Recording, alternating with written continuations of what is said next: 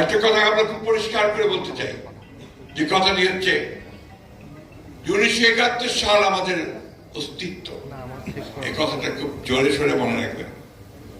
যারা এই কথা বলার দুঃসাহস দেখান, ঔদ্ধত্য দেখান, 1971 সাল নাকি আপনার বলছে 1971 সাল, আজকে আমি পত্রিকায় দেখলাম 1971 সালের প্রজন্ম নাকি নিকৃষ্টতম প্রজন্ম। কোন সাহস এই কথাগুলো বলে তারা? আজকে এই কথাটাই আমি মনে করতে চাই। আজকে আমাদের রুল কবির বিষয়ে বলেছেন যে পেছন থেকে অন্ধকারের মধ্য দিয়ে একটা কালো থাবা বেরিয়ে আসছে কিনা, আর একটা ফ্যাসিজম অন্য দিক থেকে আমাদের উপরে চেপে বসতে চাইছে কিনা। আজকে মানুষকে বিভ্রান্ত করে এবং দুর্ভাগ্যজনক ভাবে আমাদের প্রিয় ধর্মকে ব্যবহার করে তারা আজকে বাংলাদেশের মানুষকে বিভ্রান্ত করতে চাইছে কিনা। আজকে সেই শক্তির বিরুদ্ধে আমাদেরকে রুখে দাঁড়াতে হবে।